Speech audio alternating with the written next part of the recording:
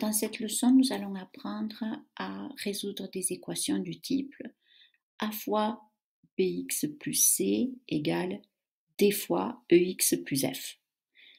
Donc, qu'est-ce qu'il y a de différent par rapport à la leçon précédente? Eh bien, on a ici deux parenthèses et dans chacune des parenthèses, il y a un terme avec l'inconnu. Alors, si vous avez comme a et d des nombres entiers, le plus simple, ce serait d'appliquer la distributivité. Donc, vous allez distribuer le 2 sur cette parenthèse, donc 2 fois 3x, 6x, plus 2 fois 4, 8. Ici, on va distribuer le 3 dans la parenthèse ici, donc 3 fois 5x, 15x, plus, on rajoute le plus, 3 fois 2, 6. Et on se retrouve sur un type d'équation qu'on a déjà vu. On a deux expressions simples avec des termes avec l'inconnu et des termes constants. Et l'idée, c'est de regrouper les termes qui ont l'inconnu ou la variable x. On veut les mettre tous les deux du même côté. Donc, on va s'en débarrasser d'un côté. De quel côté? Je vous conseille toujours d'enlever le terme qui a la variable du côté où vous avez le coefficient le plus petit. Parce que comme ça, ici, ça va vous laisser un nombre de x qui est positif. Donc, le nombre le plus petit entre 6 et 15, c'est 6. Je vais enlever 6x des deux côtés. Et je me retrouve avec 8 égale 9x plus 6. Donc, j'ai bien un coefficient positif ici. Ensuite, l'autre étape, ça va être ma première étape de résolution de ce type d'équation, c'est-à-dire isoler le terme avec l'inconnu. Donc, je vais enlever 6 des deux côtés pour laisser ici 9x tout seul, donc 9x égale 2.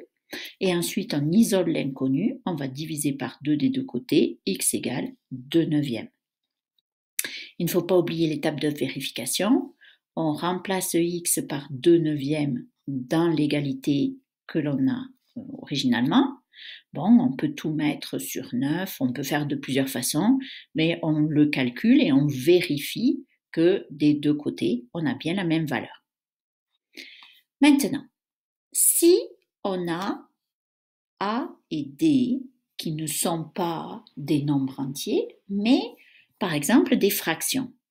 Alors là, on peut faire un petit peu différemment. Une des méthodes, c'est de multiplier par le plus petit multiple commun à 2 et à 3, de façon que on retombe sur une équation avec des nombres entiers devant nos parenthèses.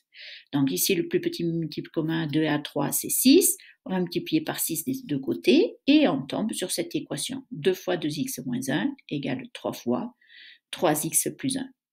Et ça, on sait le résoudre. On va appliquer la distributivité, donc sur chacune des parenthèses, et ensuite, toujours pareil, regrouper les termes avec la variable. Donc ici, 4x, c'est plus petit que 9x, donc on va lever 4x des deux côtés. Donc, on retombe sur une équation qu'on sait résoudre aussi. On va isoler le terme avec l'inconnu, enlever 3 des deux côtés, on trouve x égale moins 1.